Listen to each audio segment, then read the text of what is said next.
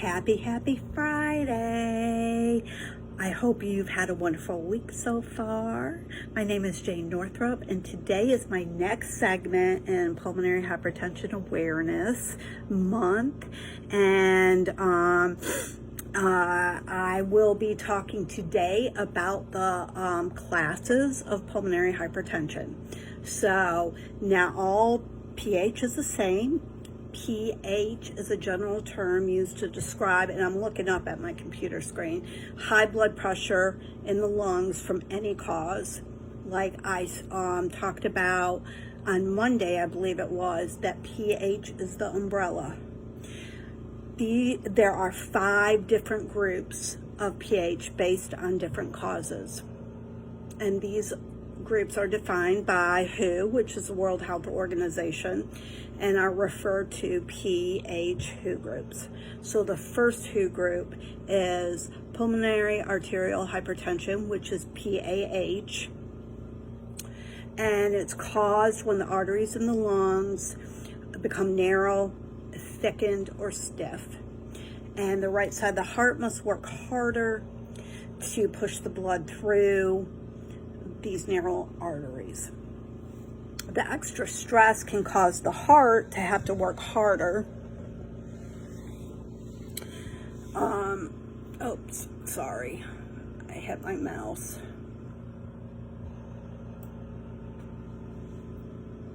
And lose its ability to pump enough blood into the lungs to meet the needs of the rest of the body.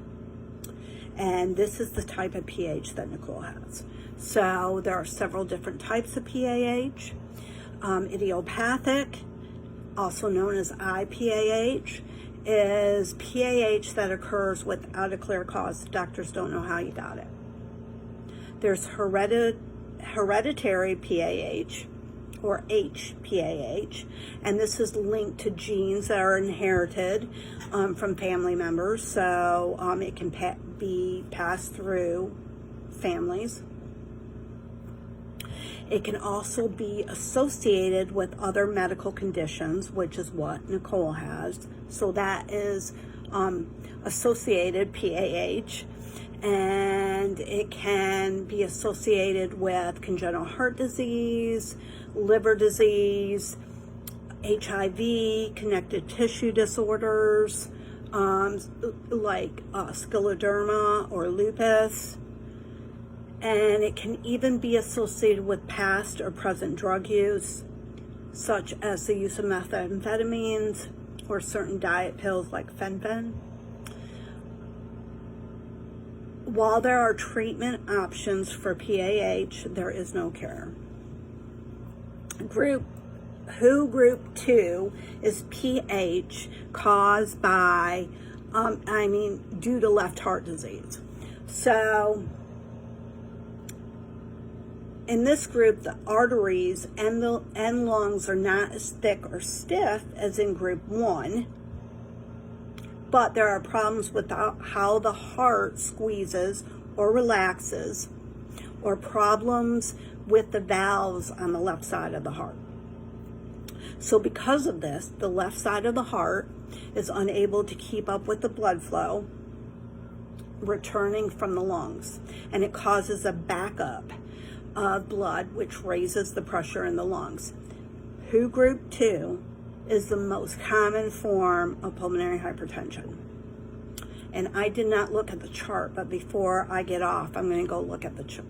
I think I have it up on my computer. WHO group 3 is pulmonary hypertension due to lung disease, and this includes PH due to chronic lung issues, such and or hypoxia, which is low oxygen levels. These lung disease includes obstructive lung disease, where the lung airways narrow and make it harder to exhale, which would be like COPD, which is chronic obstructive pulmonary disease, or emphysema. There's also restrictive lung disease, in which the lungs have a tough time expanding when one inhales. This would be interstitial lung disease or pulmonary fibrosis. sleep apnea, and living in an area of high altitude for a long period of time. The arteries in the lungs tighten so that the blood can only go to the areas in the lungs that are receiving the most air and oxygen, and the tightening leads to high blood pressure throughout the lungs. With this group, it's very hard for people to take medication because the medication doesn't always work for this group. That is what I've heard. So if you have pH due to WHO group 3 and you are watching this video, let me know if that is correct. Then there's WHO group 4, which is due to chronic blood clots in the lungs. And this is called chronic thromboembolic pulmonary hypertension, which is also known as CTEPH, CTEPH. And this occurs when the body is not able to dissolve a blood clot in the lungs. It can lead to scar tissue in the blood vessels of the lungs, which block the normal blood flow and makes the right side of the heart work harder. This type of pH is unique because it is the only type that can potentially be cured through a surgery, and I cannot even pronounce the surgery, so I'm not going to try, but it's a PTE surgery, and it removes the blood clots. Not all CTEPH patients are eligible for this surgery. There is a drug that is available for CTEPH patients. If a doctor determines that a patient is not a candidate, or they've had the surgery and they still have the pH, because that also happens too. And the last group is pulmonary hypertension due to unknown causes. And this is secondary to other diseases in ways that are not well understood.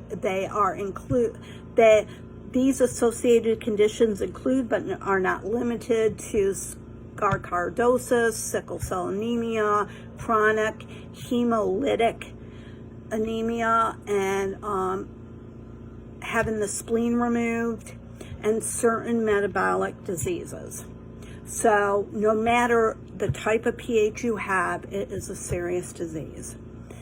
If left untreated, pH can lead to right heart failure and death.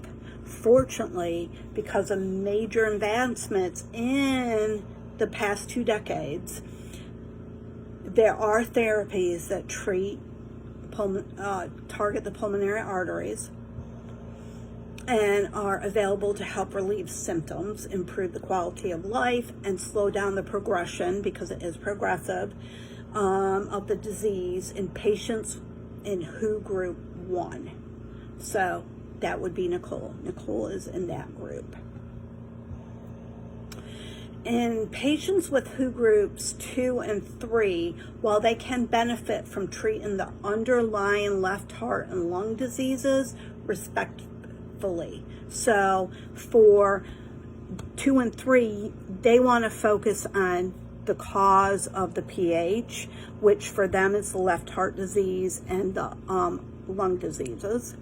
And then in patients in group 4, that's CTEPH, surgery, removing the clots, or targeted therapy if unable to get the surgery or it does not work. And I'm gonna, next week, I believe, I will start talking about all the medications to treat pulmonary hypertension. So there you go. That's my public service announcement for today on Pulmonary Hypertension Awareness Month. So I hope you all have a wonderful weekend. Take care and God bless.